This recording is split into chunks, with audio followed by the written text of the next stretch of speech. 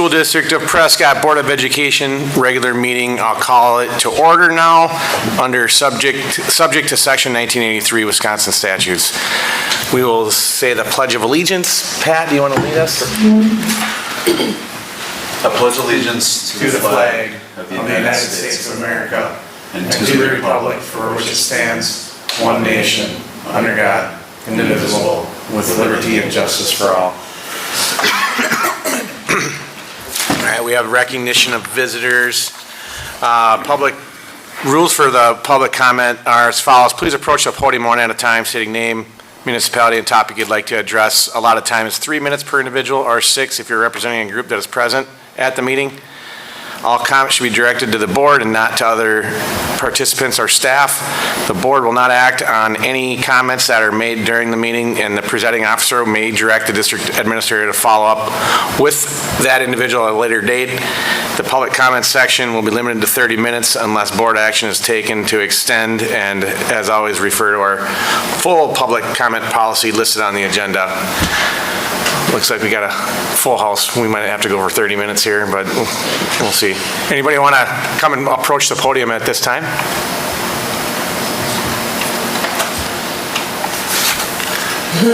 All right, we're going to go. Thank you. Good news. This being July, we give most of our administrators, Mr. Figge's here, a chance to kind of take the summer off, so it'll just be me tonight. First off, a couple of announcements that we'd love everybody to know about, a couple events coming up as we start ramping up for school. The high school does a great job hosting the Prescott Police Department and EMS and all of our partners around community safety for National Night Out. The color run will be going on that night. And a lot of free food, a lot of fun, music. That's August 4th at the high school from 5 to 8 p.m. And then Mr. Ryan, in his work with the Lac de Flambeau, has organized what's called the Confluence of Communities. This will be Saturday, August 8th from 10 a.m. to 3 p.m. at Freedom Park. It'll be a great opportunity. This group was also one of the Archie winners. They received $1,000 from the Archie Awards to build a teepee that'll be used as part of our education process. There will be a powwow and a bunch of different connections with some of our Native American neighbors. Quick update on Social School for EDU. They give us a quarterly update. Between March and May, we added 141 Facebook followers and 107 Instagram followers. Again, Social School for EDU handles all of our social media. The staff gives them the content, they edit and post it. We've been getting a lot of content from our staff. They have a really strong ethics. They reach out to us anytime they have questions or concerns trying to represent Prescott, and great with communication. High school media class does a lot of the work for us already, but we're looking to expand that possibly into a couple of youth apprenticeship positions where we get some high school kids, because who better to post on Instagram and Facebook than teenagers. The middle school won the Broccoli Crown Award recipient. This is a DPR award that Nicole and all the food staff got for using all of their local resources possible. They do a great job working with local farms, local agencies, etc. Also, through Nicole's hard work, we got into that food distribution. In the first 2 weeks, it's going on right now as we speak, but in the first 2 weeks, we gave out 9,478 meals. So about 4,700 meals per week, helping out families in the area who really need it. And for the agenda note, Mr. Matzik, just last night we heard about a girls' golf trip to Superior. That's overnight, August 17th and 18th, so we added that to the business agenda. That is not published. Yeah, okay. Do we have it listed here? Yes. Yeah, it's on here. It comes up from there. Oh, okay, so it's not, it is listed here? It is listed on, it's listed on our working agenda and the current agenda, but it was not published in the paper, and it was within 48 hours, so we have to note it. Comes right after hiring the 2 teachers. It's item C. My stupid. Item C. Boy, I tell you what. I can find it. I just want to make sure I got it. Okay, all right. So it's on the agenda, on the list, on the working agenda. So we don't have to add it during the vote. All right, is that it, Jim? Anything else? We'd like to ask you to come up and talk quick for a second here.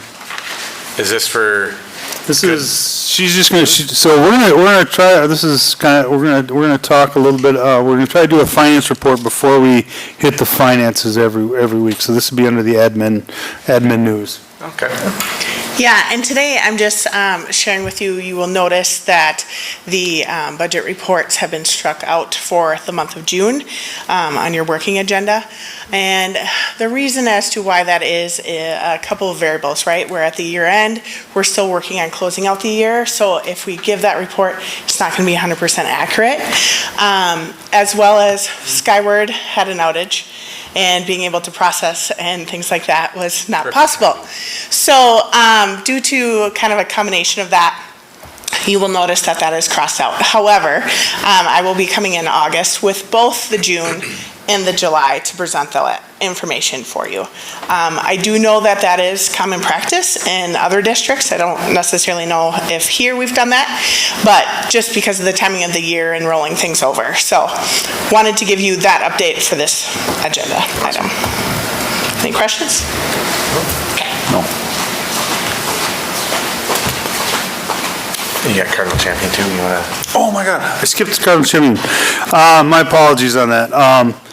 Yeah, this year, as you know, this will be our 13th Cardinal Champion, and I think the administration does a great job in working together to come up with this one. We wanted to honor one of our student workers, so we honored Colin Kosmowski. We presented with him before we went to Japan, and he's been working for summer maintenance and crew and custodial crew for the last 3 years and does an excellent job. So Mr. Roll and I were able to present it in front of his father last week just before they left for Japan.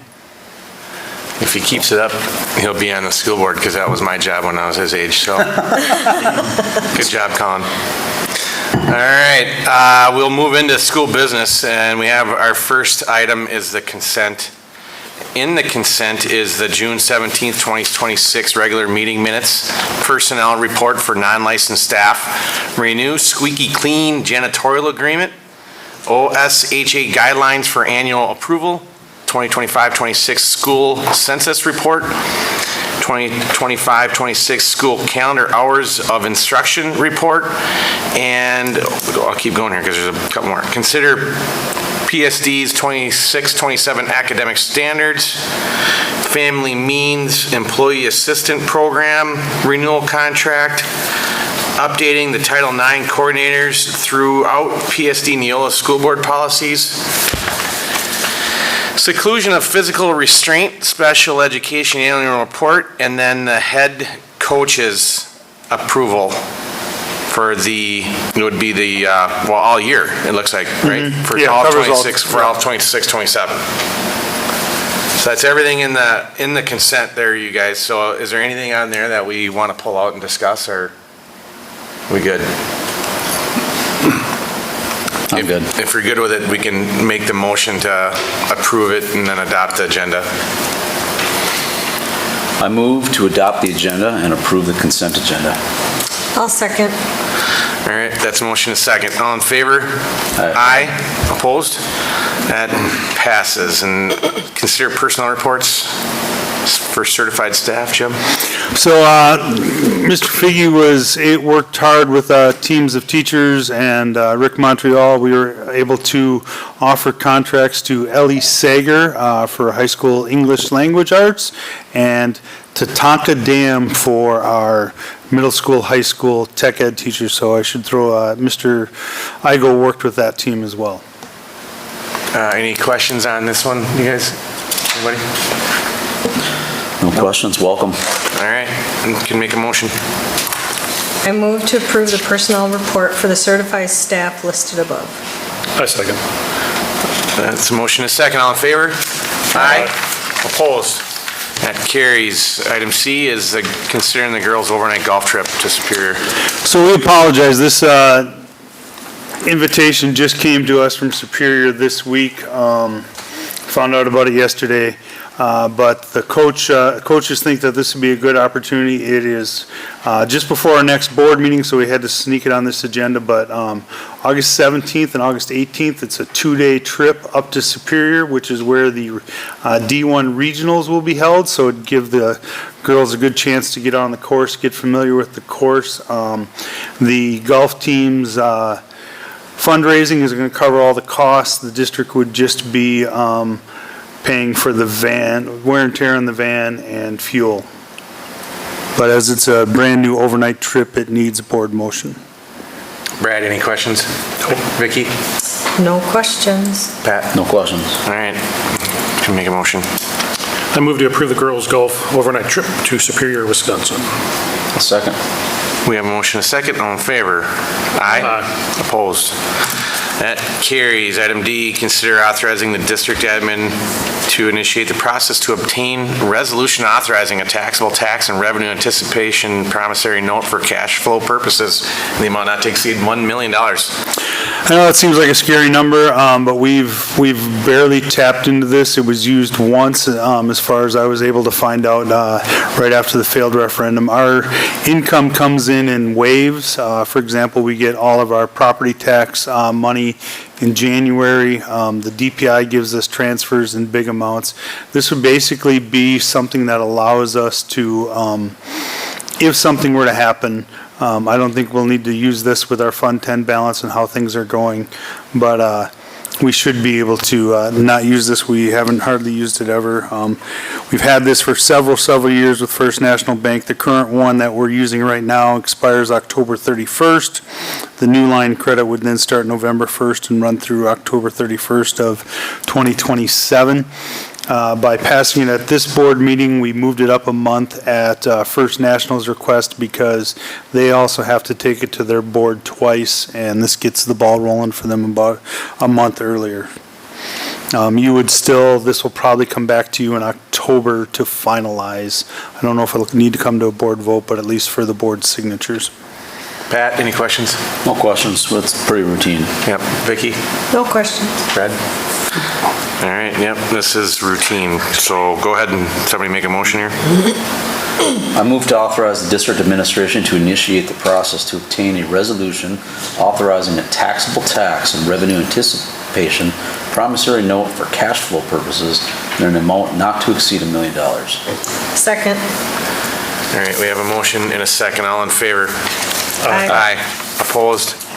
That carries. Item E is the second reading of Neola Policies Act 89 special updates. So Act 89 was passed by the state. This is the language that Neola has come up with. And again, it's the student protection language. I would say 99% of this has been practiced for us. There's been a few little changes, but nothing really that is new. A lot of these you'll see are repeated 1213, 3213, just under different portions of our policy, but the same language, which protects kids, makes sure that we communicate with parents if something happens, and is really a lot of the anti-grooming language that if you've been paying attention in the news, you've heard a lot about. Brad, any questions here? No questions. Vicky? No, I don't have any questions. Pat? No questions. Yeah, just a reminder, this is our second reading, so we've seen these before. So, yeah, we're good. So anybody want to take a motion? I move to accept the second reading of Neola's Act 89 special update policies. Second. That's a motion and a second. All in favor? Aye. Opposed? That carries. Item F, consider first reading of policy 5136, personal communication devices. So this one is new. We have, Mr. Figge's been definitely one of the leaders in this as well. But we have been taking a look at a lot of our distraction that our kids are faced with every day by devices, whether it be Chromebooks, their phones, their their watches, everything else, and there's a lot of language and a lot of pushback coming right now against allowing kids to have devices. So we are going to propose changing our policy so that students are not allowed to have their devices from the time they walk in the door till the end of the day. And the main reason is it is a best educational practice. We apologize that this is coming kind of late here in the summer. It wasn't us trying to get this passed through in the summer, but a lot of this research Mr. Figge and Mr. Kozmowski have been doing in the last month or so. In an ideal world, we would have been talking about this in February and March, but as they say, you know, once you learn to do something better, you need to do something better. So that's what we're going to try to do. All right, perfect. We'll introduce ourselves first. I'm Josh Figge. I work as the Prescott High School principal, and I know we'll have some people who will watch this afterwards. And I'm Shayna Clausen, and I am one of the special ed teachers here at the high school in the special ed department PLC lead. Okay, so as Jim pointed out, normally this would have come earlier. We've had a team that has actually been working on this really for about the last 8 years, on and off, and we've gone through cycles. If you've had students who have gone through the high school, you've been probably inundated in the summer with communication about personal communication devices and cell phone management, and so we're always trying to build a better mousetrap. But some things have changed this past year, and even going into the summer here, and as Jim said, when you know better, we try and do better. So we do want to thank you for taking the time to listen to this proposal tonight. I do want to start by saying, to us, this really isn't about phones. Really what it's about is learning. It's about asking ourselves what type of environment we want for our students to best grow academically, socially, and emotionally. And so to help us kind of set the stage for this, humor me for a moment, let's play a little make-believe. And I want board members or community members, I just want you to imagine that you've decided to lock in and get in the best shape of your life. All right? You want to dial in on your nutrition, improve your longevity, get stronger. And so to do this, you're going to join a gym. And imagine walking into this fitness center for the first time, and the gym advertises that it's committed to helping people become healthier, stronger. Congratulations, that's what you wanted. But as soon as you walk in, you notice off to one side that there's an unlimited pizza buffet. And further along, they have a soft serve ice cream bar with toppings, and scattered around the room, we've got these nice cushy massage chairs with screens in front of it with your favorite library of programs and movies. And to top it all off, they even have workout machines that don't require any effort. They actually lift the weights for you. So technically you're in a gym, but are you in the best environment to actually reach your goals, to become stronger and healthier? Of course not. You know, real growth, we all know this, requires productive struggle and effort and focus, and learning works exactly the same way. Students become better readers by wrestling with difficult texts. They become better writers by thinking about their own ideas, so on and so forth. So I know it sounds ridiculous, and I saw Mr. Block nodding along like that's a gym I might want to go to. I don't know. But I think we would all agree that all those counterproductive distractions present a detraction from your purpose from being there. And that's exactly how we as educators see cell phones in school. When we surround students with constant digital distractions, and increasingly with artificial intelligence and apps that can complete the cognitive work for them, we are unintentionally removing many of the very experiences that create learning. So, as we kind of present some of what we're asking for and the reasoning behind it, I'd ask you to keep thinking to yourselves, what kind of environment are we trying to create? Just kind of a position statement up there. Really, if you do any sort of Google search or search in academic research and studies, meta-analysis, you're going to see that the evidence is clear that cell phones and other devices that allow students to access the social media and other apps that cell phones have, they overwhelmingly increase rates of bullying, anxiety, and depression. At the same time, every metric of cognition, health outcomes, emotional growth diminish. So, Wisconsin is a state that has recognized this, and this past year they passed something called Act 42. It required, in legislation, all school districts to adopt a policy restricting students' use of cell phones and personal communication devices during instructional time. All right. The good news for us is we've had such a policy policy for the past decade. So we were ahead of the curve. It's something that all three of our buildings from fourth grade onward have worked to try and enforce for the entire time we've had a district policy. It's a little washed out there, so there's some red. Wisconsin wasn't alone. All right. Above and beyond this map, 40% of countries in the last 5 years have passed legislation banning cell phones during the school day. The United States is actually lagging behind a little bit, but you can see that they're actually catching up. So if you look at the map here, Wisconsin became the 35th state to have statewide legislation restricting cell phone use during the day. Of those 35 states, 27 have a bell-to-bell ban, meaning students at the start of the instructional day at that first bell have to put their phones in some sort of district or school storage, and they cannot access those until the end of the day. There are another 10 states up here. 8 of those actually have legislation pending for bell-to-bell bans right now.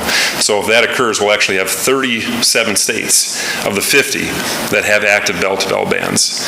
So Wisconsin has gone a little bit less with the restrictiveness on personal communication devices. It's worth noting that they're already debating Act 42, that there is current legislation being presented to actually enact a bell-to-bell ban in our state to take it further. But a lot of districts, even within Wisconsin, are seeing the trend. Right now, 21% of districts in Wisconsin, or 88 districts of the 421, actually have enacted their own bell-to-bell ban. So we would not necessarily be on the cutting edge of cell phone enforcement. So we talked about this a little bit. The current reality is our current policy restricts student use during instructional time. Students are required to turn the device off and store it out of sight. It's enforced a little bit differently at each school. You can see the intermediate school up there asks students to keep cell phones in their locker, but in working with Mr. Kosmolsky, he says the big issue, and it's increasing year by year, are actually smartwatches, and that they're consistently seeing students texting each other or getting text messages from parents in class. So he added to his kind of code for the school or student handbook that those must be in school mode, which it doesn't allow communication during the day. Very hard to police, he said. In the middle school, Mr. Igo requires, and the staff require, students to keep personal communication devices in their locker, but he did point out that in the last 3 weeks of the year, he had an 8th grader who had been had cell phone enforcement look at this policy and noted that the policy reads stored out of sight. And so that student said, this is stored out of sight. You can't require me to keep it in my locker. You have to abide by your own board policy. And in the last 3 weeks of the school year, he said almost every 8th grade boy started carrying their cell phones with them. And the high school, 2 years ago, we purchased phone holders. So we asked students to either keep their cell phones in their locker, or if they insist on carrying them, when they get to class, it's like an old school calculator holder to put them into numbered spots. The reality is, despite trying to build a better mousetrap, our efficacy of the impact of enforcement is really, really difficult. And Ms. Clausen will actually talk about, as a teacher and from what she's seen being in a lot of classrooms, why that's really, really difficult. One of the other things that we've started to really recognize is, it kind of abides by or pertains to policy 9151 that we have in the district, which basically requires all districts and anyone who operates a public bathroom or locker room to not allow recording devices in that area. And that's something that we found nearly impossible to manage. And we know we've had some issues in the past 2 years at the high school where that's being infracted, and it's led to some bigger problems for us.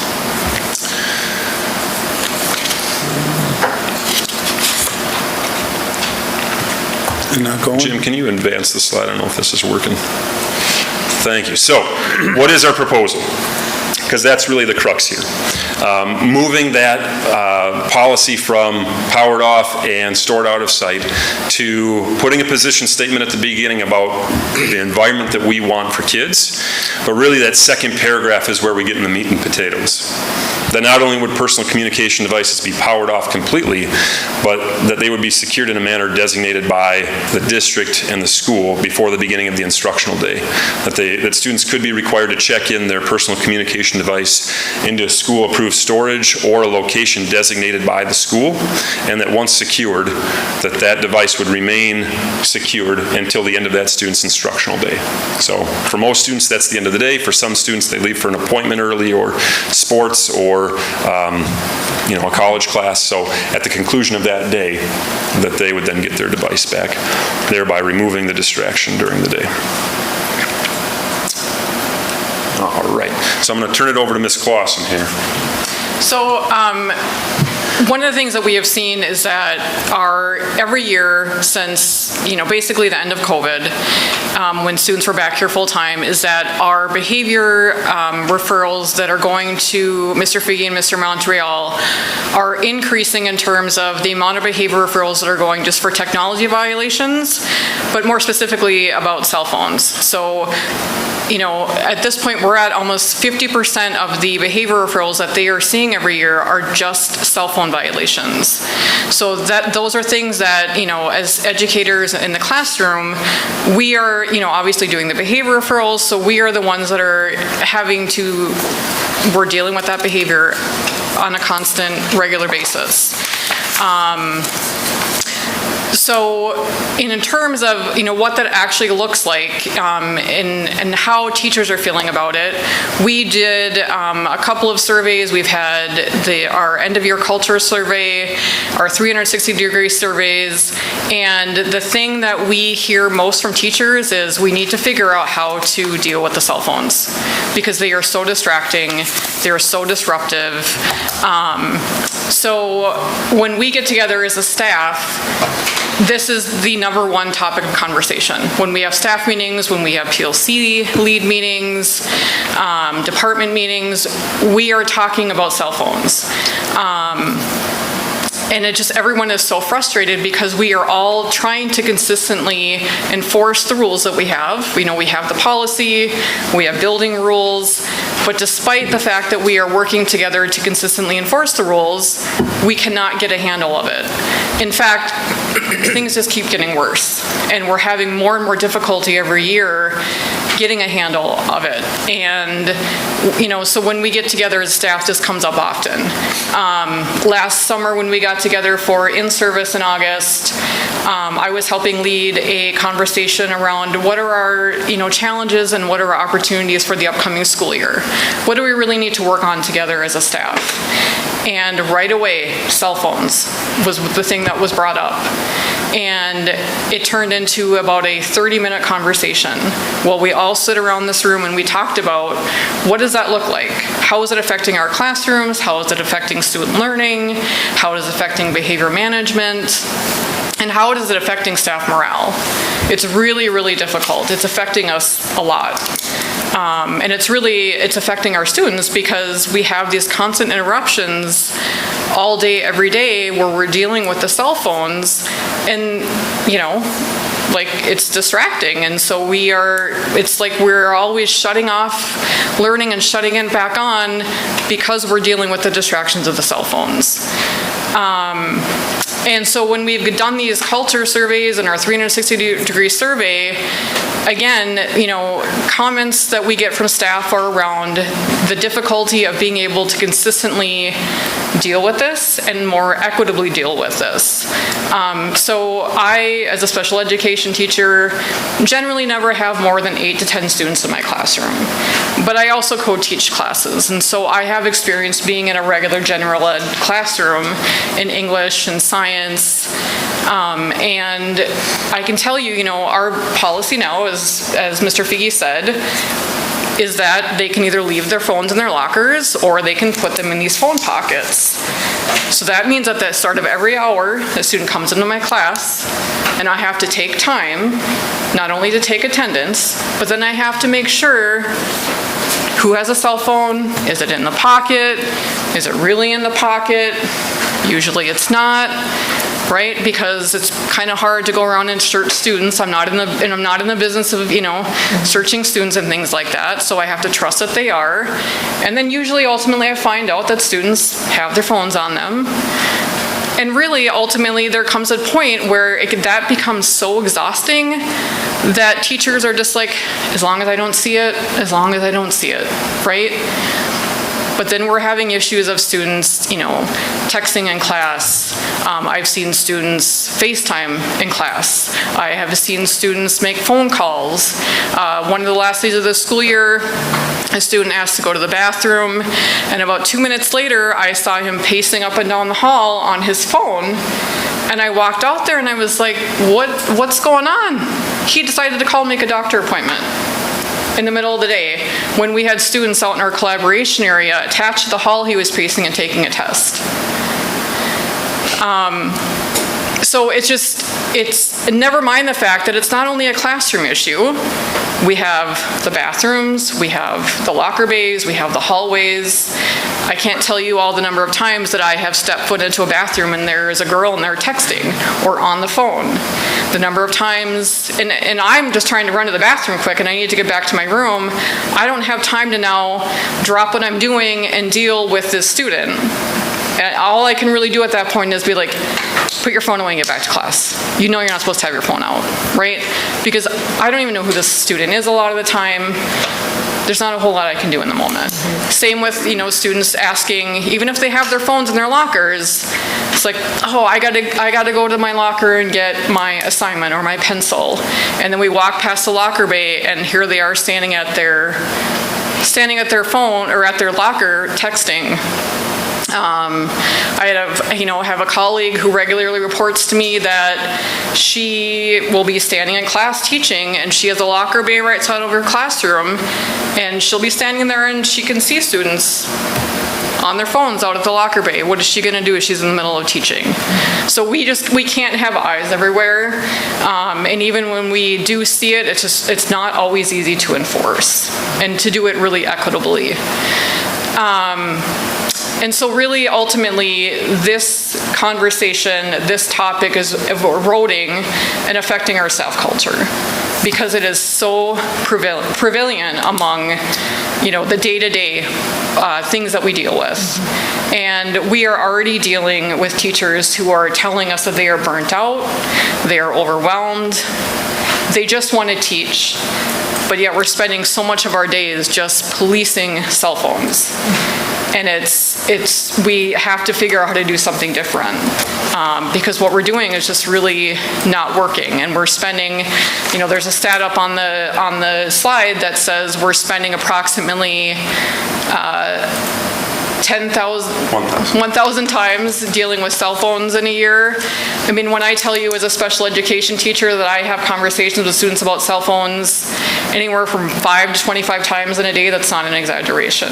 It is constant. I probably talk to students more about cell phones than I talk about a lot of other issues. And that's really unfortunate. And I'm going to talk later, but that really ultimately affects our relationships with our students too. So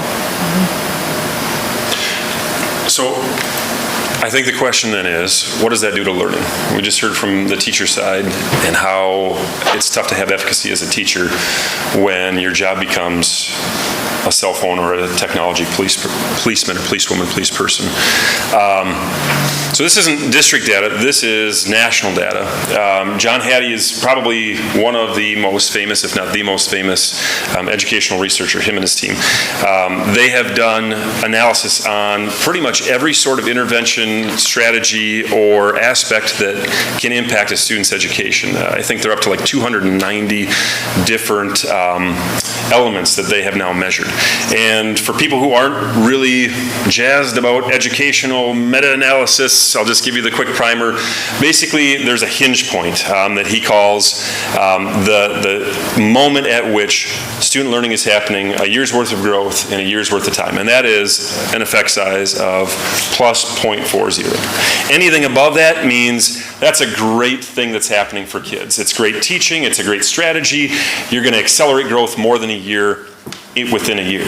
Anything between 0 and 0.4 means learning is happening, but it's not the most effective way to create learning. You want to get that to that hinge point. And then obviously anything below 0.0, learning is actually being eroded. The most recent analysis that came out shows that cell phone impact in schools is at a negative 0.33. And so for the board to put that into perspective, our team put that along with some of the other things that have that sort of effect size. There's some of the most devastating things that happen to adolescents, things like depression, bullying, or a childhood traumatic brain injury. Again, this isn't our data. This isn't us trying to sell this. This is international data. Research demonstrates that student performance declines when students merely know their phones are nearby. So that's our current policy. In their phone, in their backpack, in their pocket, up in front of the room, in a locker. And then we wanted to just kind of anticipate some of the questions or elements that would come up. We know we have some parents who are concerned. We know we'll have community members who are concerned. And I think one of the biggest things that I certainly saw in my research and talking to some parents was the idea of student safety. And I think when we think of student safety, we oftentimes go to the most extreme elements. So I did reach out to our partners at the Prescott Police. Our conduit is Officer Jacobson, who's our school resource officer, and asked him just in general, what do you think of the bell-to-bell cell phone idea, that this proposal we're going to bring forward? And he said, well, let me think it through. Let me talk to Officer Stewart or Lieutenant Stewart. And then he did send me back an email, and I basically put his email points up here. And he said, first and foremost, from a school safety standpoint, the things that he's dealing with, he said, we have seen enough evidence that this isn't just a distraction, but some of the worst things or toughest things we've had to deal with together between school administration and the police department really have stemmed from students' access to technology during the school day. Everything from threats to unfortunate images being shared or captured of our students or generated now with AI of our students, that a majority of the reports he takes both within the community and at school that involve bullying or harassment or disorderly conduct are not happening face-to-face, they're happening via technology and then being spread during the school day. So he said, for that reason alone, I would support this ban. And I said, but what about, because somebody's going to ask us this, but what about in a school emergency? In the worst case scenario, if something happened at the school? And he kind of came back with 4 things. And he said, well, first off, number one, I would tell any parent that told me that their student needs a cell phone during an emergency that the last thing I would want them doing is being on their phone instead of paying attention to the emergency or listening to the adult in the room. Number 2, we know that more people with cell phones, especially within the building, are spreading misinformation that makes law enforcement's job more difficult. And that's been seen time and time again at Sandy Hook, Marjorie Stoneman Douglas. He said, number 3, we know we're already telling our kids not to be on social media or on their phones because that's going to bog down the lines of communication. Our dispatcher at the county has already said that is going to, they can't handle the volume of calls. So he said, if we didn't have 400 students or 300 students hindering us with that would be great. And then the last one is really this idea that the last thing when law enforcement does come into a school to help remedy a situation would be to have students with things in their hands that would cause a decision point for officers. The last thing he said he would want is when we're trying to reunify a rally for everybody with a cell phone to be texting out or tweeting out, I don't know if people tweet anymore, but snapping out the location that students are at. So from our standpoint on student safety, it seems pretty clear that our students and the people who are working with our students to keep them safe have been big proponents of kind of an additional restriction in this bell-to-bell.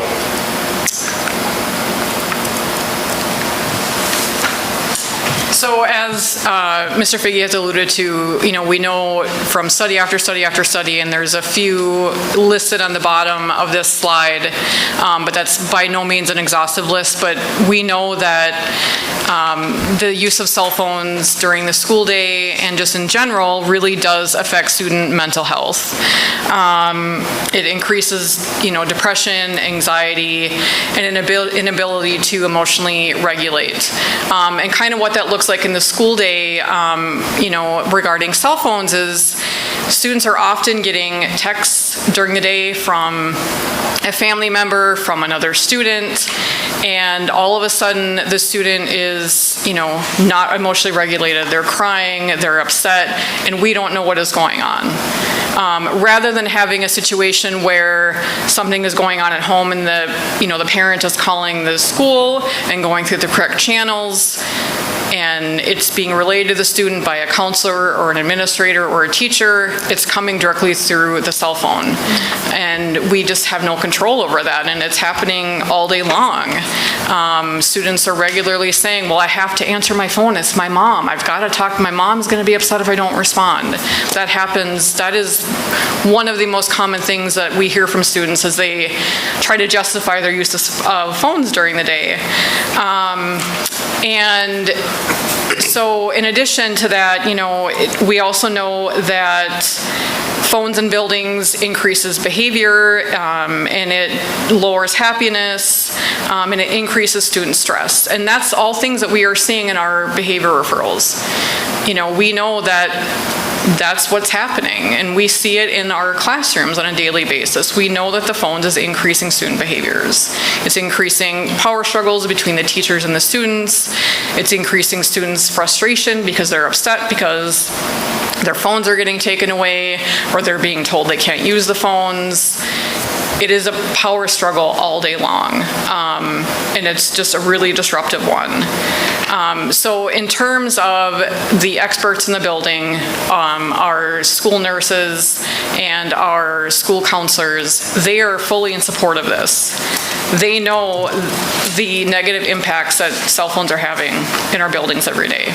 And so, they are for this, and they're hoping that we're able to make this change.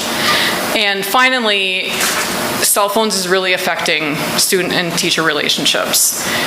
Again, we know from studies that the number one factor that will predict whether students are successful academically is their relationships with their teachers. We know that students need to have positive relationships with their teachers.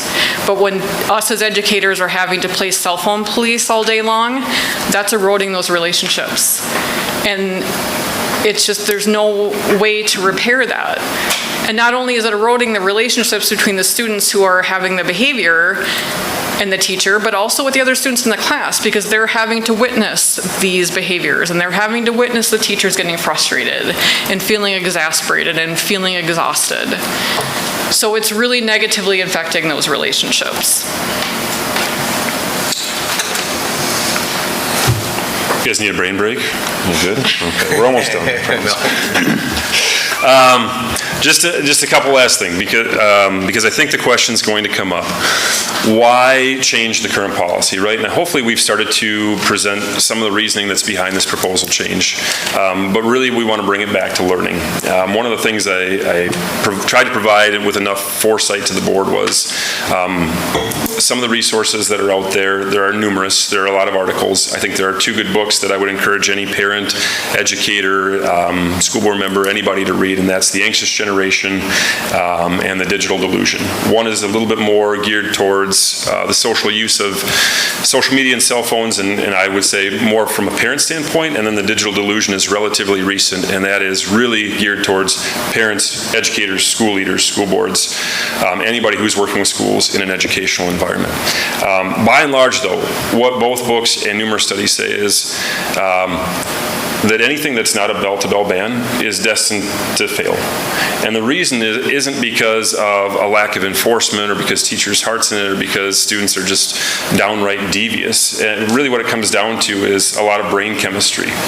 And so in The Digital Delusion, the author, James Cooney Horvath, really talks about three mechanisms that are at play. And it's not just mechanisms at play in the teenage brain. We all have them. You all might be feeling them right now as you're like, oh, I feel my phone buzz in my pocket. Or maybe I didn't feel a buzz, but maybe there's something there. So really what he talks about, and I'm paraphrasing because this is like 20 pages of research in his book, is mechanism number one is craving. That we crave our cell phones. And, we can refer to it as addiction, but really what we have is cell phones create a dopamine release in brains. And so when you check it, you get a dopamine release. That feels really good. And eventually, you get a dopamine release that compels you to check your cell phone, whether that's in your pocket, in a locker, in a phone pouch. And so, like Ms. Clausen talked about, we have teachers who see students need to go to the bathroom 7 or 8 times a day. It's not because they have a urinary tract infection, it's because they're using that to go to their locker and check a cell phone or go sit in the bathroom on their cell phone. So we certainly have mechanism number 1 that we've seen. Number 2 and number 3 get a little bit more into neuroscience, but I think they're definitely worth noting. And that's the idea that learning doesn't just happen from the start of the class to the end of a class. In fact, one of the most important aspects of learning happens immediately after class, and that is the consolidation of learning. Essentially, that your brain, and everybody's brain, needs time to process what you've learned and separate the unimportant or the less important from the really important, and then separate those into, this is short-term memory, and here's long-term memory.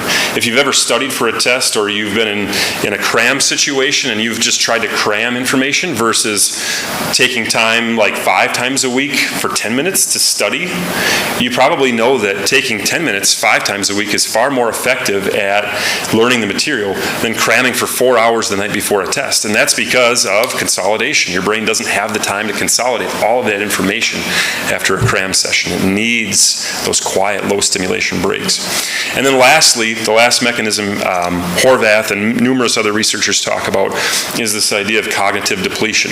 And you see it in all of our muscles. We're not machines. We can't run forever. Your brain is the same way. So think about a student in a class. 7.5 hours of hard learning is already really difficult. Now, if after a very difficult class of learning, they jump right onto social media or on their device, and they don't let their brain turn off or rest for just a little bit, and we go from task to task to task to task to task, our endurance, our stamina, the brain stamina actually runs out as the day goes on. And we see this with kids who really have a lag towards the afternoon. You see this in elementary schools all the time, in middle schools, where they try and front load some of their core classes during the day so that their stamina is maintained. Horvath talks about cognitive depletion from cell phones and personal devices actually augments that happening in the teenage brain. One last thing before our last slide is this. You don't have to take our word for it, and we don't have to take international studies for this or even national studies. In fact, this last year, the University of Madison did a study really for Madison Metropolitan School District, but they cited that this could be used across the state of Wisconsin.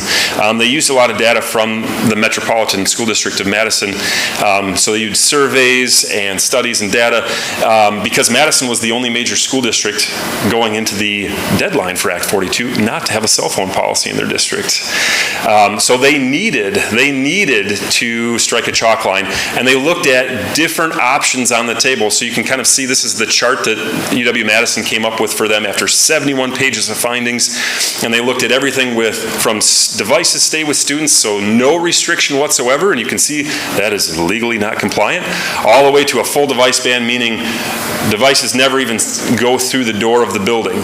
And then there's everything in between.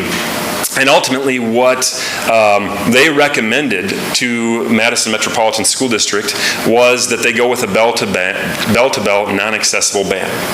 That those balanced all the elements that they looked at from all the stakeholders, and that was actually the best possible option available to them.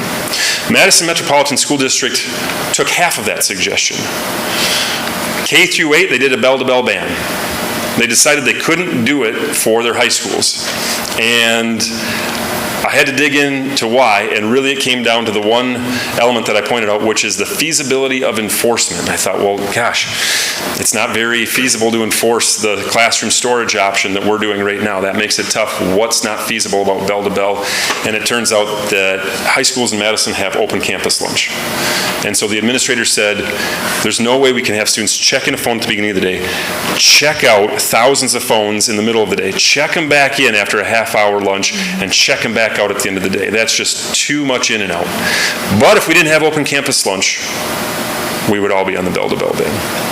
So I thought that was interesting. It's maybe not apples to apples with the size of the district, but we're talking within Wisconsin, we are seeing the Badgers are recommending one thing. So what we would ask you to do is just go back to a couple of the questions. The first one is, what type of educational environment do we want for our students in school? And then I'll follow it up with the question that Horvath asks, the first thing he says in his chapter on cell phones. He said, if you can answer, why would a kid ever need a cell phone in this environment? Then we have a good conversation. If you can't answer that, then why are we allowing cell phones in schools? And then at the end of his chapter, or towards the end of his chapter, I think this was very apt, so we did add this as well. Some bans are obvious, and we ban a lot of things in school, right? And you can see some of them. Others are more subtle. Things that might be perfectly accessible outside of school need to be limited inside of school because they do disrupt learning, and that's what we're here for. So I think we went for a full half hour there, just so that you wouldn't have to ask questions, but we'd welcome any questions you might have. Oh, thanks, Josh. Pat, do you want to start? You got questions here? No questions. Any comments? You got any comments? No. I mean, no. Good presentation, very thorough. I understand the data, but the difference between the old and new is it's just the bell-to-bell ban. So for or against, would you comment on that at all, or no? Not at this point. I positively, I think I would support it. Obviously, we've got another board member who needs to certainly weigh in on it too, and this is the first reading, but me personally, I would probably support it. Okay. Vicki? A couple things. I have heard, inklings here and there from teachers over the last number of years that I've been on the boards, and how some teachers just, I can't deal with the cell phones, and other ones try, and it just is it's inconsistent, and problem is then kids know that, and they know which teacher and which staff member they can work around or whatever they need to do, and the distraction for everybody, and the fact that this is, like you said, eroding the staff culture. It is difficult for everybody.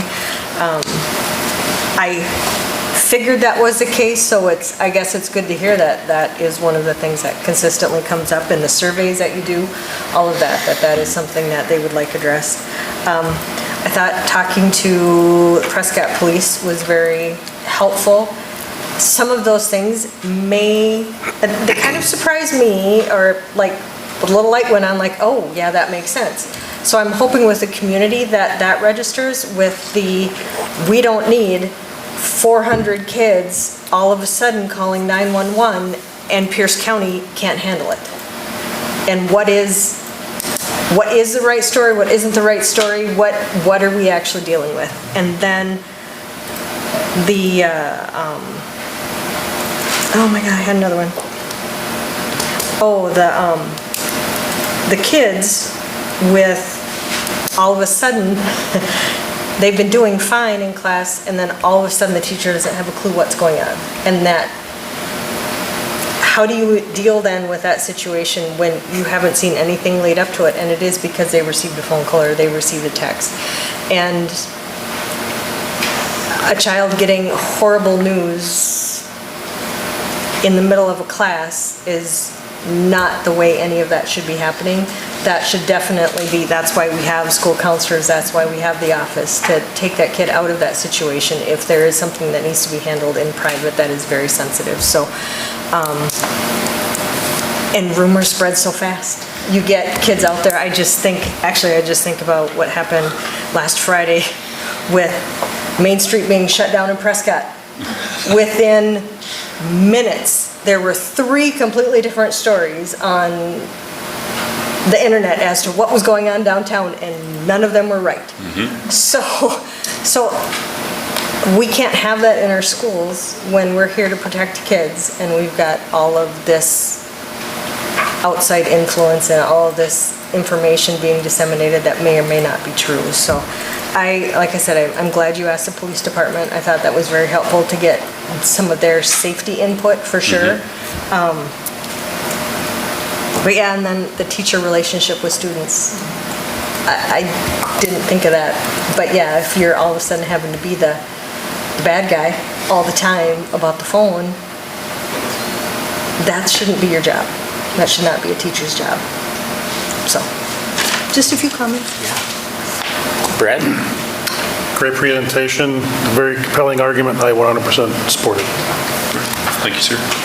Can you go back to, there's a slide I wanted to I had a question, I just wanted to wait till the end of this presentation and ask it. It's not all that Yeah, important, flip but. back to that one. Oh, are you able, Nope, I got it.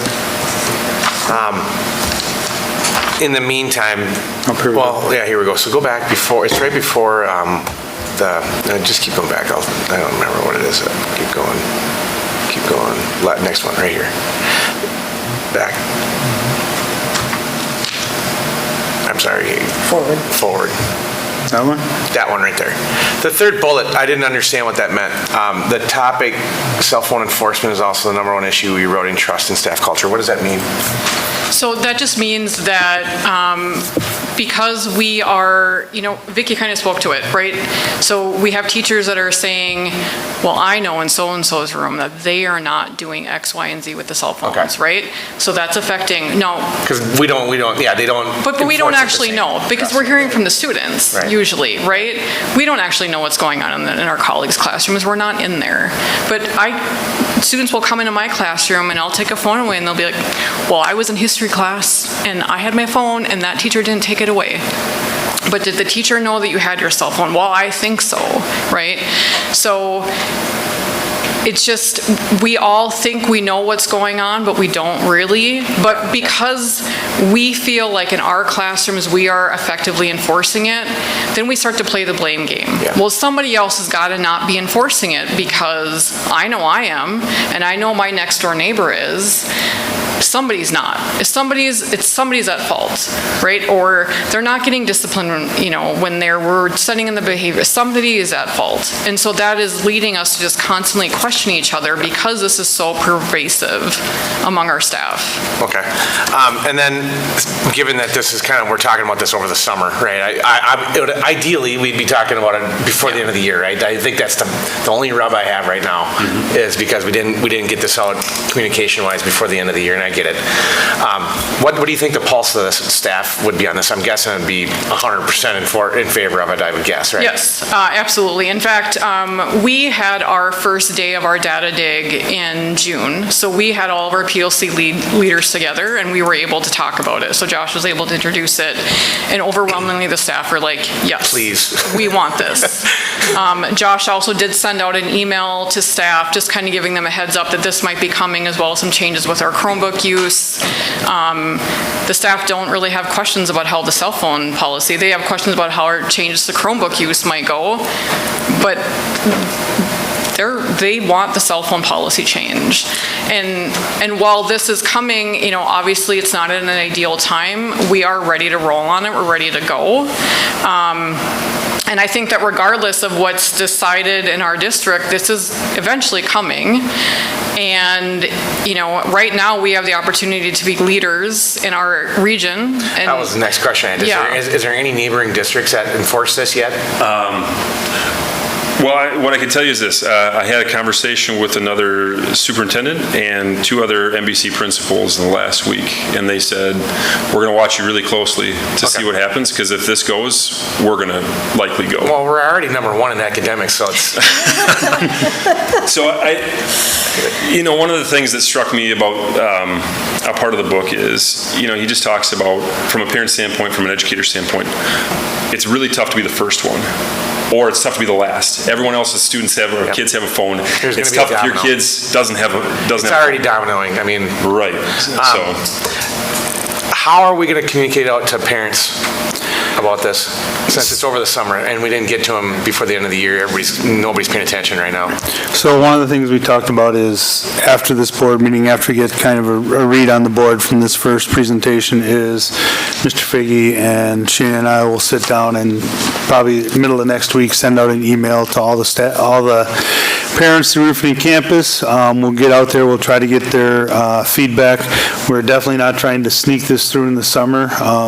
May make our August board meeting a little bit longer, but we do want to get information from our parents, and more importantly, we want them to understand that a kid can lose up to 38 minutes in a class period with their cell phone. That's 38 minutes out of an hour they can lose just by being distracted by their cell phone. And having been in the middle school last year, I can tell you, there were a lot of boys in the boys' bathroom who were there just standing on their cell phones, or going to their locker and grabbing their cell phones. And just the anxiety issue is probably the biggest thing for me, is that distraction, and as Josh talked about, the ability for a kid to mind just to be calm. So. Yeah, and then I guess let's just take the high school, Josh. What does it look like up here if we enforce the policy? Do they keep the phones in their locker powered off, or do they keep them off? How does that work? No, I think certainly, like I've talked to Matt Smith, right? We have elements where we know we have students who are after school daycare, they're riding the bus, they're going to events or activities. So one of the things that Jim and I and Matt all considered when we looked at policy is that we know we need students to be able to have access to communication with families or other stakeholders in their family after school. For us at the high school, we're really unique. We're actually uniquely set up to maybe have students check in their phone at the beginning of a day to a homeroom teacher, and then to keep it in a secure location in that homeroom teacher's office, and then get it back at the end of the day. And that's kind of the proposal that we've floated to staff to ask, what holes, if we were going to move forward with this, what holes do you see? What questions would this bring up? Ms. Clausen talked about, and it's on the slide here. Right now, if I teach kids 6 periods a day for 170 days of school year, at the baseline, I have to have 100 or 1,020 coaching conversations with kids to say, all right, remember, cell phones in the pocket of your locker, are we all good? And really what we would do with that is we would reduce that down to 170. At the beginning of the school day, for 2 minutes, everybody's having the same conversation across the school. Hey, remember, we're checking into our homeroom. Your cell phone's going to be here. No one's going to have access to it. It's locked away. And then it'll be ready for you when you're ready to check out of the school. You've got everything included on here.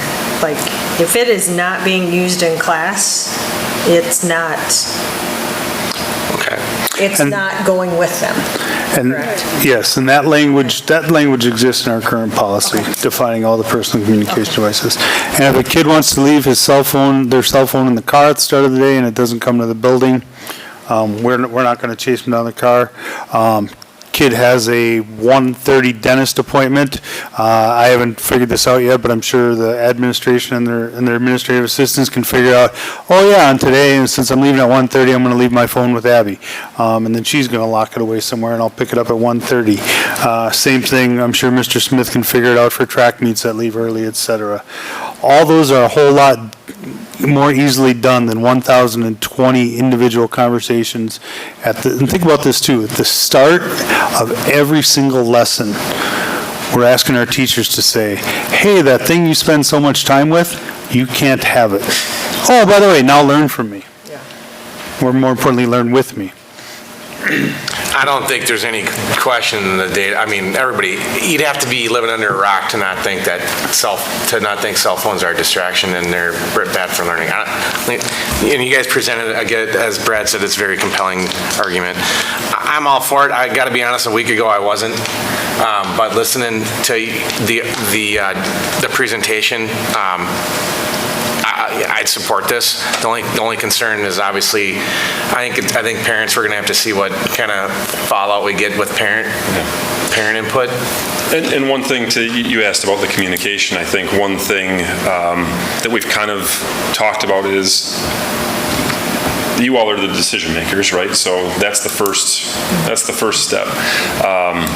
But at some point, getting in front of you, I think, Mike, you basically just said it, getting in front of you to kind of explain why, instead of just giving you an email was far more important and allowed kind of a dialogue to ask questions. I think that's really important to give parents that opportunity too, with teachers, counselors, administrators. I'd love to bring Officer Jacobson along or Lieutenant Stewart, because I think they'll have questions, and I'd love for them to be able to hear what that sounds like then and how we would address things to ease their mind. I know one of the things would be, how do I get a hold of my student? And we kind of jokingly said, well, we're rewinding back to 1994. Abby's here. She's great at coordinating and quarterbacking things in the building. We'll get a message to your kiddo, and we can make sure that happens. So. Well, it's how schools used to always operate. So the way this goes, it's a first reading. Yep. We got one more board member that should weigh in as well. We can approve the first reading and still have an opportunity to make any changes or question or vote against it if we want to do it on a second reading. Thank you guys, I appreciate it. Thank you. So, anything else, guys, on this? No. Or should we just make the motion and move on? Okay. I move to accept the first reading of policy 5136. This policy will receive a second reading at the next regular scheduled board meeting. Second. All right, we have a motion and a second. All in favor? Aye. Opposed? That carries. All right, item G, consider 10-year buildings and grounds plan. So this is something, pardon me while I switch back casting to the other presentation, but this is something we do every year. Mr. Hoyka has done a great job over the last several years, keeping a list of everything that we have been doing and everything that we are doing now. Come on. There we go. We don't have any major additions at this time. We used Fund 46 a lot up at the high school, but also in some other initiatives. A lot of this we are trying to save for the big projects, which typically tend to be boilers, roofs, I guess parking lots probably, Adam, but those are probably the three big ones that, as we're going along. One of those things would be the intermediate school roof. We'll talk about that briefly coming up, but if we maintain the intermediate school in our portfolio, then we would need to definitely address that roof in the next 5 years. But as of now, we have about $1.25 million in Fund 46, which affects all the buildings, and then roughly $450,000 in Fund 49. That is the interest we earned on the last capital referendum, so that can be used for any building except for the high school or the bus garage, because the referendum was written to improve Malone, the intermediate school, and the middle school, so it has to stay limited to those three. But if we have a big project at the middle school, we're going to use Fund 49 first, and then Fund 46 after that. Awesome. Brad, do you have any questions here? No questions. Comments? All right. Vicki? I don't have any questions. I like the information that Mike Hoyka had started and Adam is following up with now, and it's very clear that it's good to have the Fund $49, which to have that much in there, that's actually kind of a surprise. I wasn't expecting that much in that Fund 49, so. All right, Pat? I guess no questions. More on the spreadsheet of the 10-year plan. I think one thing that we've talked about for a couple of years with Mike too, and Ashley, I'm sure you can help with this, but I think it'd be good to, so we've got date ranges, we've got schedules, we've got rough order of magnitude costs, and then we've got what funds they come out of. I think it'd be really good to say, hey, we got this project, we think it should come from Fund 46 and it's getting to get done in 2 years. I think it'd be good to see like a budget and then a projection of cost by year, and just to see are we on budget, are we underrunning, to what extent, things like that. I think would be the maybe the only missing piece to this workbook. Yeah, Pat, that was the exact point I was thinking about too, is just that projection piece. Yeah.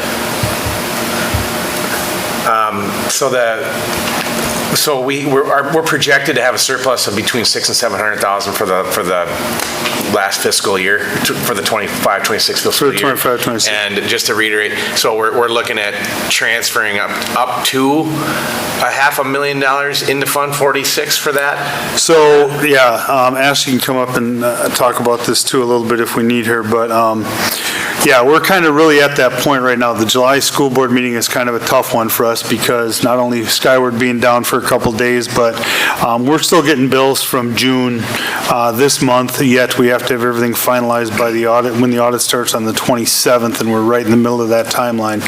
But as of this morning, we're looking at a projected surplus for the last fiscal year, 25-26, of between $600,000 and $700,000. That seems like a lot. It's really only about 3% of our total budget.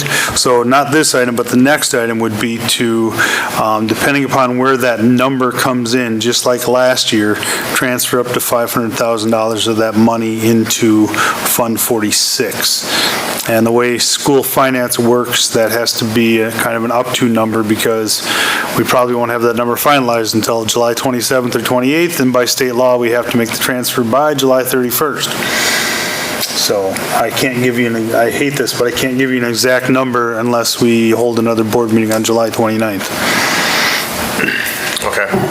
If I remember right, we did this last year. I think we went up to, based on projections. So it's a lot less, I think, I can't remember what No, the number was. it was 500,000. Oh, was it? It was up to 5, and I think we landed at around 250. Okay, that might have been what it was. Okay. And Fund 49 referendum dollars. Yes. So we're supposed to spend those first. We're supposed to get those to zero as fast as possible, but on the size of that referendum, if I'm recalling right, it was 22 million. That's like 1% left over, and that's the IRS and the DPI and everything. They consider that to be a small amount, but theoretically, if we were to put a new roof on the middle school, which we don't need right now, for $400,000, the money should come out of 49 before 46. All right. Great, I think it looks awesome. So we can take a motion here if we want to roll with it. I move to approve the 10-year buildings and grounds plan pertaining to Fund 46. I'll second. All right, we have a motion and a second. All in favor? Aye. Opposed? That carries. And last business item is consider the transfer of funds from Fund 10 to Fund 46. Kind of just talked about that. Again, it's going to depend a lot on where we come in on that final number. Ashley and I'll definitely reach out to the board when we get our finalized numbers. Anybody have any questions here?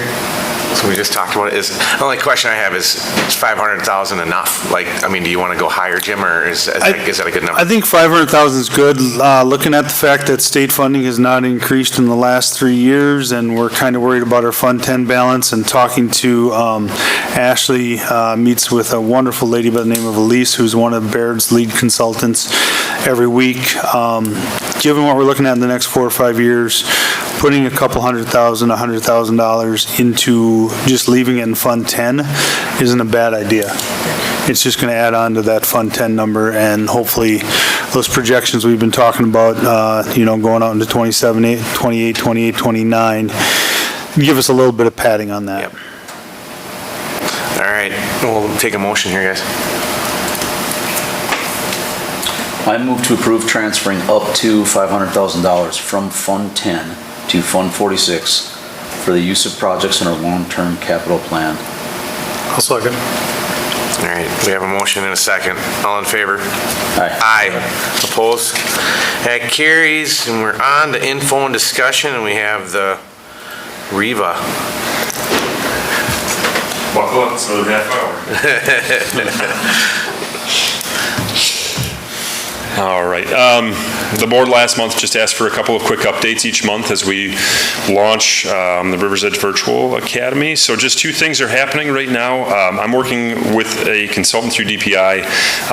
They are ensuring that all the elements in our charter meet their requirements under state and federal law to be a verified charter school. And so we're just going point by point through the charter. And then they have a benchmarks document that we're working through together on that. that. So that's a little bit of a longer process, but that's just because they're thorough. One of the things that needs to happen is we need to be assigned a school code. Every school in Wisconsin gets a school code. This is the way we get the school code. The other thing is that I met with our current governance board, which is simply just Mr. Igo and Mr. Kozmowski, but we're putting out a call for other governance board applications. So this will be going out to our parents, to community.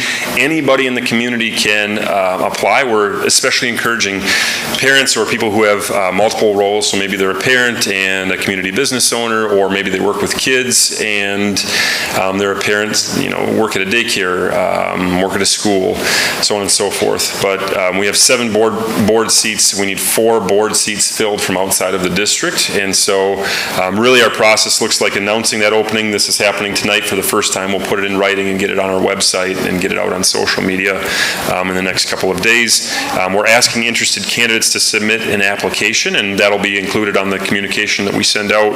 What we're looking for, our governance council is a little bit weird for this first one. We've talked to a couple other districts and how they do the first one when they don't have a full council in place. How do you select one? So our current 2, which will become 3 with our counselor who will join the governance council, will review the applicants. If we have a deluge of people applying, a tidal wave, we'll narrow it down and do some interviews of people. But then our hope is that in August we would be able to come back to this group and update you with the people that we would recommend to put on that governance board. And if you have no objections, then move forward with naming those people as the first board. After this first board is created, there will actually be more of a formalized process. It's not just going to be based on interviews, but we really need to get a first board in place to create a board for the future. That's about all I have. All right, anybody got questions here? No, good update. All right, thanks, Josh. Thank you for being so short. Northwest Journey. Next, we'll invite up Brittany and Sky, and they'll come talk to us about a proposal to expand Northwest Journey's partnership with us to include high school students. Hi, I'm Brittany Paulson. I'm the program director at Northwest Journey. I'm Sky, so I'm the clinical coordinator, so mental health therapist. Is that not working? Figure this out. I go back one.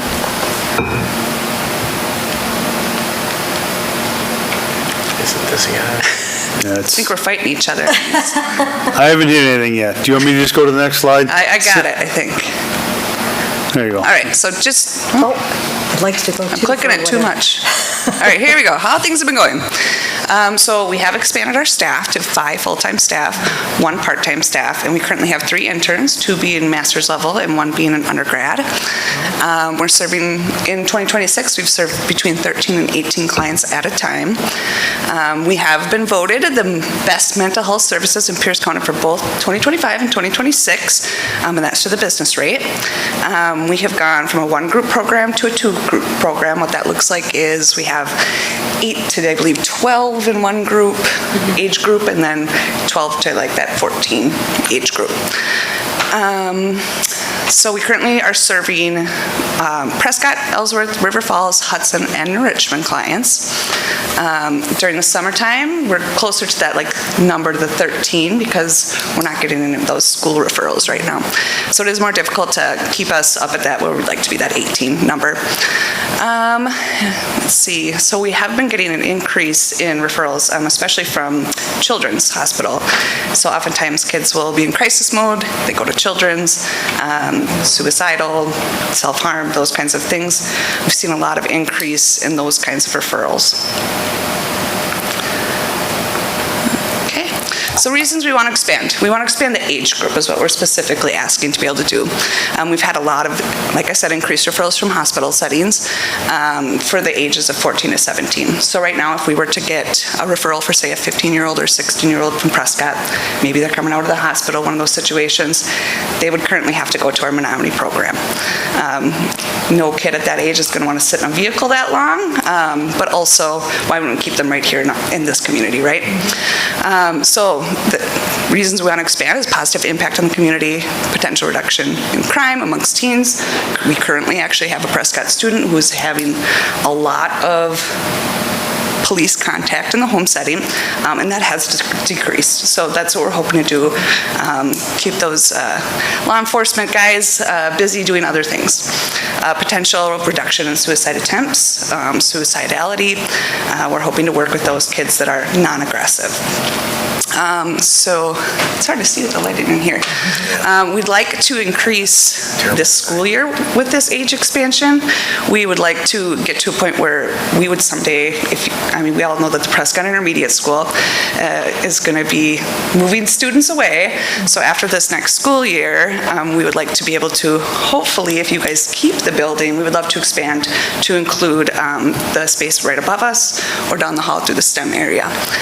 To do that, we need more revenue, right? So we want to get those clients in, the ones we're currently having to turn away or send other places. We want to get them in with us. And then also mental health services, just for the neighboring communities. Okay, I debated. Oh, I probably hit that too many times, but I can jump a few. Want me to push? Sure, maybe. Thank you. So I debated on even putting this one in here, but I think it's important because I think the biggest concern with us coming into the community is like law enforcement contact, bringing us into especially a school building with 4th and 5th graders. So I did want to include this. This is all of the police contact we had, or I should say law enforcement contact between police and clients. So this is everything we've had in 2025 and 2026. As you'll see, we've only had one contact in 2026. I also noted there when it resulted in an immediate discharge. So occasionally we'll get a kid, not a good fit, we're calling law enforcement on day 2, let's get them out, right? We'll either transition them to a different site, because we don't want to bring a kid in who's going to be a danger to our Prescott students. So I noted all of those in there, but you'll also see kind of a trend that a lot of the phone calls for older kids, like our 14-year-olds, is elopements, threats of self-harm, threats of suicidality, more elopements. There was one destruction of property, and that was immediate discharge. They broke a window on our front door, so we're done. We're not dealing with that physical aggression at that age group. One thing I wanted to note real quick with this as well is that as Brittany and I were going through these numbers, and even with some of the aggression and law enforcement coming in, we had immediate discharge. Brittany has done really well with rapport with the school, but also the school like being awesome working with us. And so with these numbers, if you were to go to another Northwest journey, we probably would have still kept the kid after elopement, physical aggression, property, like any sort of property damage. But we've been really big on like, you know, depending on the situation of just being like, if you did anything in the school or there was law enforcement involved, of like, we will immediately discharge the client, because me and Brittany will sit and have this conversation and be like, okay, is it worth keeping the kid or like breaking relationship rapport with the school? And because the school's been so good to work with, we're like more like, we have a higher chance of being like, nope, immediate discharge, because we're not going to risk it again. Whereas if you go to another site, it's a back in the next day, you know. So I just wanted to also make that note as well. Thanks, Kay. Okay, so some trends we have seen. Like I said, the only law enforcement contact regarding clients over the age of 10 have been for elopement, self-harm, suicidality, and destruction of property resulting in immediate discharge. Physically aggressive behaviors towards others in our setting have only occurred from clients age 8 to 10. So we're kind of seeing the trends that the aggression piece, the physical aggression, I should say, the physical aggressive piece is oftentimes that younger age group. The older kids, we do see that verbal aggression. Absolutely, we got threats and things like that happening, but the physical aggression, I feel like once you kind of, your frontal lobe is starting to close, and you know, all the science I don't want to get into or don't even know, that seems to, you're able to reason with them a little bit more when they get to that older age. Okay, so protocols that we would put in place if this was approved by the board. We want to create individual plans prior to starting any client. And just so you know, we do a lot of this anyways with all ages, but I think it's going to be especially appropriate here. So we got motivation plans that we put in place, break plans for kids who need that break from that 1 hour period that they're in group, safety plans, and then crisis plans. Okay. Okay, as we always do, we review all records prior to a start date and make sure that there's no physical aggression for that 14, 17 age group. And then having conversations with the schools prior to starting. I feel like this is really important, and Prescott's great to work with. So are the neighboring districts, where I have contacts at most schools. I can be like, just give me the nitty gritty. What are we really dealing with here? Because sometimes you don't always get the accurate information from the parent. We often will have parents say, it's the school's fault, or those kinds of things. So just kind of having those candid conversations with the school, I think, is really important. Also, immediate police contact to ensure safety if there was to be a physical aggression to occur. We don't always do that with the younger kids, but that would be put in place for the older kids. And then all of our staff is CCG trained. That's our verbal de-escalation, but also if we need to go hands-on, we are trained to do that. We avoid that at all costs. We've had to go into 2 holds since we've been open, and again, it was like an 8-year-old and a 9-year-old, I believe, were the ages for that. And one thing I want to note is I know that there's always concern about them being older, the possibility of aggression. Whenever we have a client coming in that there's the possibility of aggression, I mean, the context that we make is like, I'll do an initial assessment and like figure that insight and judgment, but then I might call their therapist or their hospital or their residential care or some sort of inpatient care. I will call the school, like their guidance counselor, social worker, and then I'll also say, like, if they're on an IEP, can I talk to a teacher, right? Because like Brittany said, is we'll have parents, there was like one incident at school one year, and then I call a teacher, and the teacher's like, I am so glad you're calling. There was like 20, and then I'm like, and then I sit with Brittany, and then we'll sit down, we're like, this is not a good case. So there are a lot of times that we're not just reading the paper, we're like outreaching to probably 5 to 10 people just to figure out what's going on the day-to-day. Yeah, and so one plan we want to put in place with this age group especially, any physical aggression will result in the immediate transfer of care to either virtual programming or an alternative location. Like I said, currently Prescott kids would go to Menominee if they can't come to our site. Our Hudson kids would probably go to Amory, so we would look at a transition of care. We would create plans with the teams prior to starting of what next steps will be. Okay, so this kid, he hasn't had physical aggression in 3 to 4 years. What if that were to come up?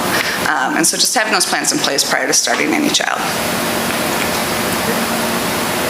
Okay, so this is just an overview of what we are proposing. Our current age range is 8 to 14, and that was decided with the school district and our admin prior to us opening. We'd love to expand to the ages of up to 17. The plan would be to accept non-physically aggressive clients, ages 15 to 17. If a client becomes physically aggressive, they would then transition to our virtual programming or another site or another placement altogether. With the district approval, we could continue to serve clients, say they're started at 17, turn 18 while they're with us. If we get the school's prior permission, serving them through the remainder of their time at school. So the district is anticipating that we will potentially have more space available next summer. So pending whether or not the school sells or not, I know this is all still up in the air, but we would love to expand in our current building. We love our space. We love being where we're at. So we want to increase our age group to allow for an increase in more opportunity financially so that we have the ability to fund more space and lease that when that becomes available. I think that's all I have. Any questions? Vicki, you have any questions here? Not really questions, but thoughts. I know the first year we had, the numbers were fairly low, bringing kids in. So it looks like year number 2 you've seen not only the numbers, better numbers of kids, and you've needed more staff then because we've got the kids and parents utilizing the facility, which is great.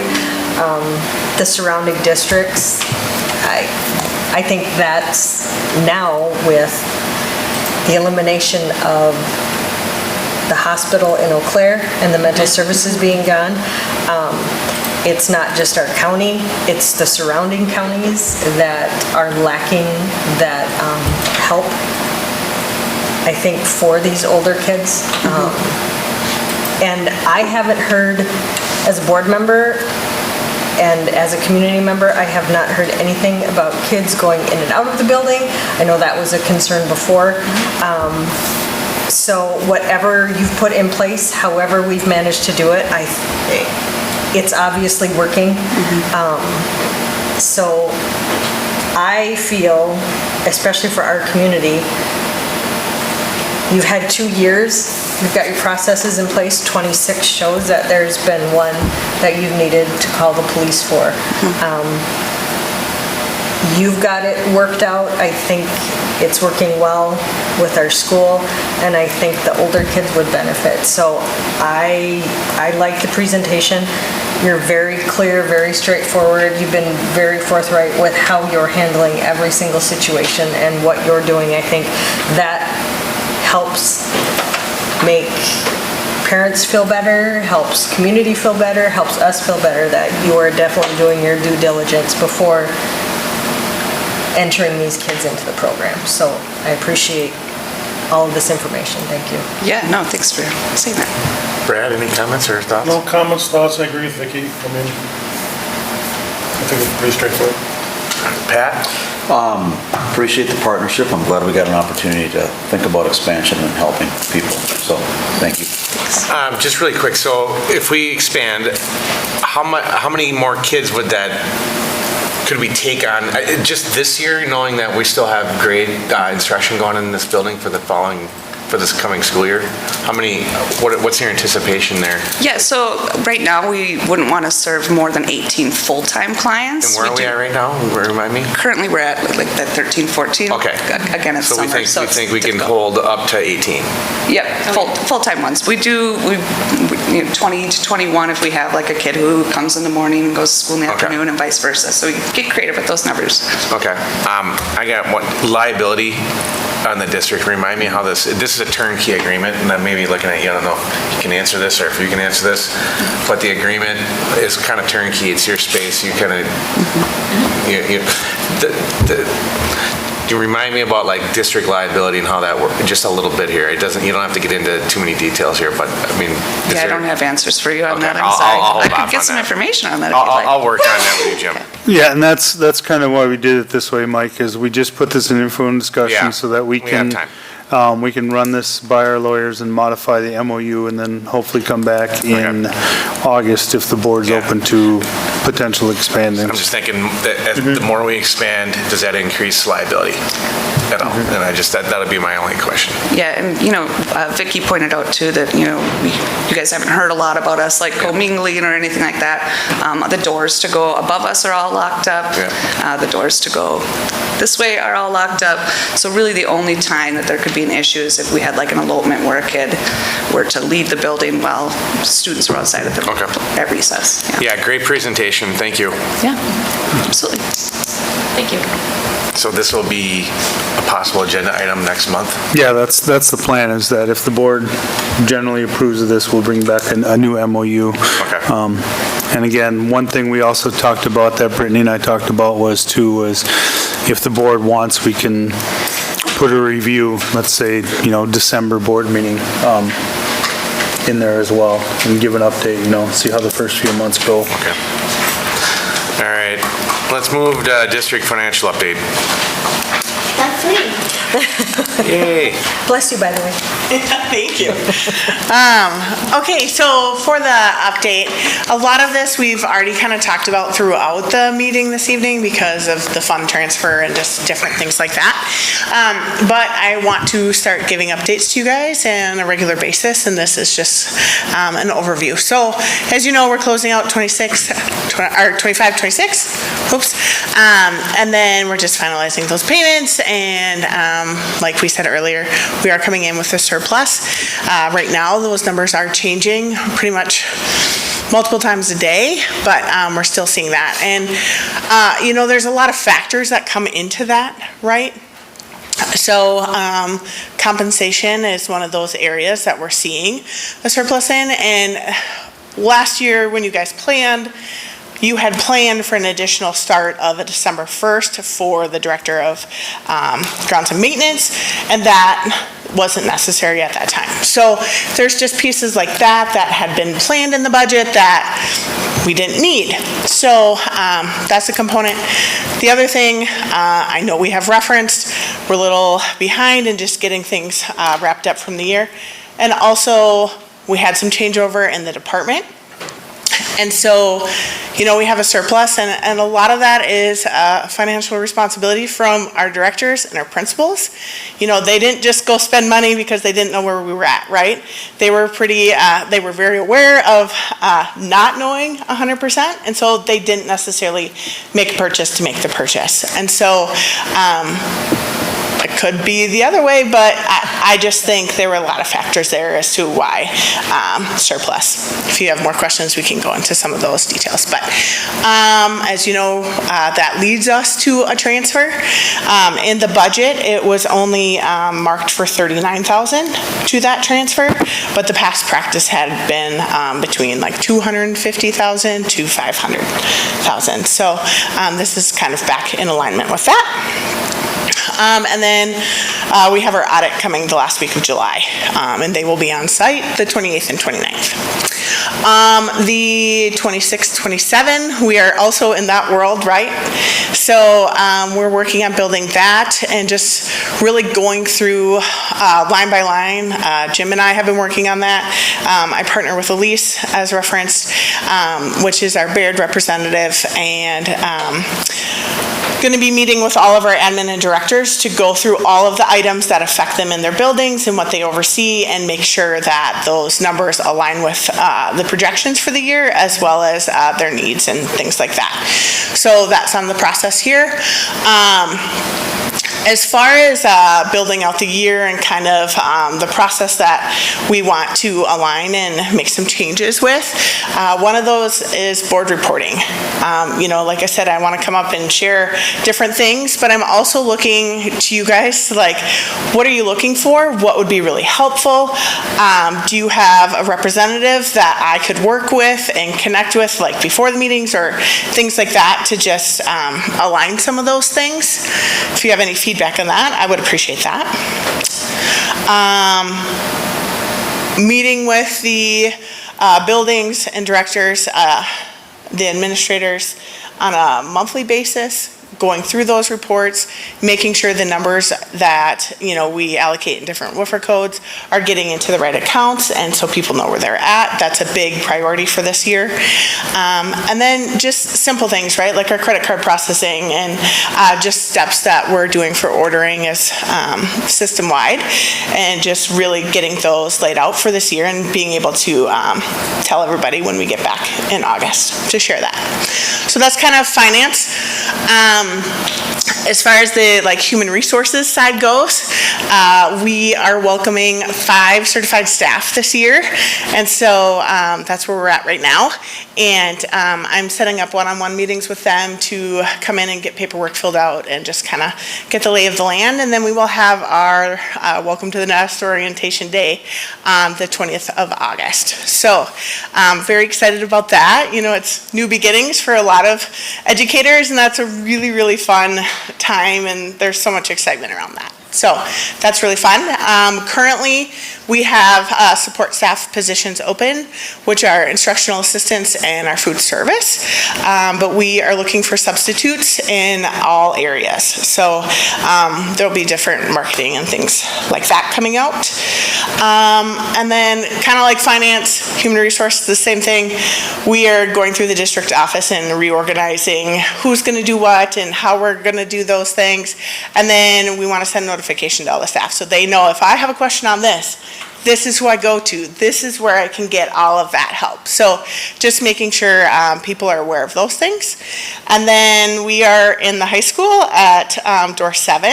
So that has been an excellent move. The collaboration has been phenomenal, and really looking forward to seeing that roll through the whole school year. So I guess for this, looking for you, maybe the board reporting piece, if there's something you're looking for, or a representative is my main question for you guys. I can take it for now, and if somebody else, I'd be more than happy to work with you, Ashley, on it, unless somebody else is really passionate about it. Or we can, rotate it too, but I'd be available, I think. Okay, that'd be great. So, yeah. I love the nest. I love that. I think it seems fun. It does. I like that. Maybe just a couple specific reports, right? I Yep. always like, I like our fund summary report that we do. Okay? They have been, in the past, before you, they weren't working, right? And there was negative numbers and just nothing timed up. They've been timing all lately. They're really, really helpful to see like the percent of spend or percent of budget against last year. It's just a great summary report. So Yep. I personally appreciate those. Okay. I think that would awesome, and then we have our monthly checks and some of those detailed reports. If it wasn't too much work to see like a summary of, what are the top 4 or 5 spends per month or aggregate, I think that'd be interesting as a board, where are we spending our money? Yep. Be just interesting to see that, right? Maybe it doesn't have to be every month, maybe it's quarterly, I don't know. So we should put Pat on this? Huh? Yeah. No, Sounds I'm like- giving this sounds like feedback you're so that volunteering, Mike Pat. can take it from you. This is great. Yeah. And then we've already talked about, like the Fund 46, 49 report. If there was a way to have some sort of projection on that too, I think that'd be wonderful. Yeah. And again, maybe that's not a monthly report there, maybe that's a quarterly thing, but those would be my personal 3 recommendations. Okay, great. We can work with that for sure. Brad, any thoughts on this? I agree. All right, Vicki. Like, I'm gonna go with Pat on this. Great job, Pat. I think Pat may articulate it, but I'm gonna say it a different way. Like trending, I'd like to see the trends like on how each fund is doing, trending throughout the year. Yep. Like how are we doing, how are we tracking, are we above or below water on this particular fund, that stuff, I think. I think you were. Yeah, I've been going through and looking at data for the last 6 years of where we were at in this different month and all of those things. So we can get that, we have to just finalize how the reports come together. Yeah. So, All right, Okay. awesome. Thanks, Thank you. Ashley. State funding, item D. So this one will be pretty short, but it comes out every year, July 1st, and this is last year where I got to sit down and tell you that the state aid to Prescott decreased by $1.1 million. This year on July 1, they projected an increase of $3,000. Now they bumped it up to $6,155. Use that number with caution because it always changes and doesn't get finalized till mid-October. But overall, for the 3rd year in a row, the state is not spending another dollar on education, and they're passing that on to local taxpayers. This year it's $5.58 billion. About 60% of school districts are receiving less money. Like I said, we're going to get about $6,000 back. That doesn't do much to offset the $1.1 million we lost last year, but as state funding continues that way, it's where we're at. As you know, August we'll have a better, Ashley and I have worked on the budget and worked with all the admin and directors and give you a better picture, and then September meeting annual meeting is a big thing. And then it gets finalized in October, because on October 15th is when the state finalizes all their numbers. And jumping to the next item, going forward, that's probably going to be the situation, unless there's major changes at the state level, or Law Forward is suing the state on behalf of 19 different plaintiffs, saying that our system is unconstitutional because it's not keeping up to adequately fund our public schools. So we'll see where that lawsuit goes or the elections happen, but this is the funding situation we're in right now going forward. Brad, any thoughts, comments? No. Vicki? Soapbox? Yeah, well, the 6,000, wow. Wow, thank you. Wow, thanks. Pay off my credit card. Well, okay. Something's better than nothing, but yeah, I mean, I guess, again, we just do what we do here in Prescott and try to make the best of the situation that we're in and keep moving forward until magic happens. Pat? My only comment is, and we talk about this all the time, but for anybody who's, who may listen to this, right, is 3rd year in a row, which is a data point, right? So what we're looking for are, those projections, and we're looking for trends. 3rd year in a row is a trend. I know our current budget And things that were talked about at the last referendum that passed was, getting us through 2 different bienniums. And as we come up on these milestones and looking at the trends are going to be real important of how we frame, discussions and strategy going forward. So it's a point in time, but it is a trend. We just got to keep watching it and acting accordingly.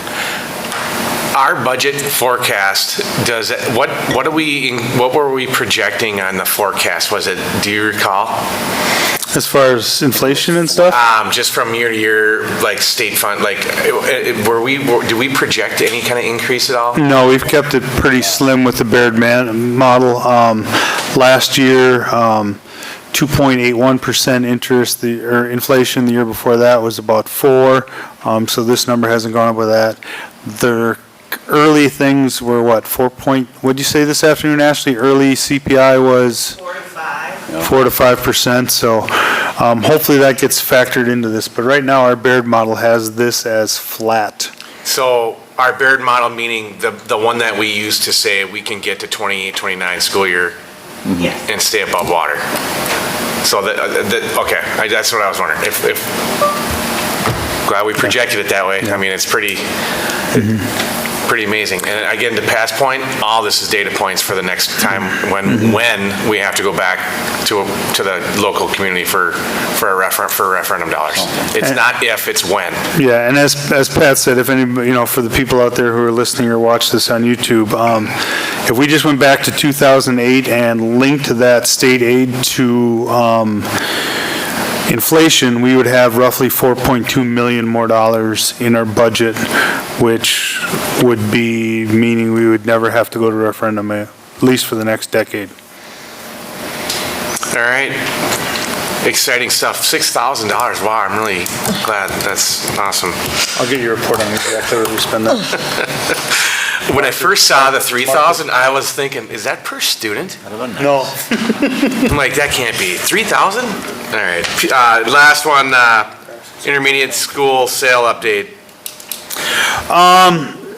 Remax BACT is not going to be able to do our service, so I just wanted to give a brief update. We're talking with TELUS right now, and we're also working with our lawyers to make sure that there's legal counsel in, but I hope to have a proposal for us to use TELUS or possibly something that pops up in the next 2 weeks at August to list the intermediate school. All right, anybody got any comments or thoughts on that one? Good? What's with Remax? They just chose to back out. Okay. Anything else? No. Good. We are going to move on, and this is recognition of visitors. Anybody want to approach the podium to be recognized on this beautiful July evening? It's nice in here. All right, we're going to move on. The board will consider a motion to convene in closed session under exemptions 1985 1C in the district office, room C103. Is that over here? That's No, we're going. Oh, that's right. We're going to the district office now. Yeah. Okay. All right. So we need a motion. I move to convene in closed section under exemptions 1985 1C, District Office Room C103 at Prescott High School at 8 o'clock. 8 o'clock. We don't need that long. It's 15 minutes. Oh, we don't need that long. I want to be gone. By Yeah, we're going to go that 7:55 then. 7:55. Yeah. I'll second. Second. We got a motion and a second. All in favor? Aye. Opposed? That carries. We'll reconvene. If we adjourn, are there going to be any motions taken? There should not. If we do come out of closed session, there may or may not be a motion to be taken. We're going to take it down in the open door, open session in that room.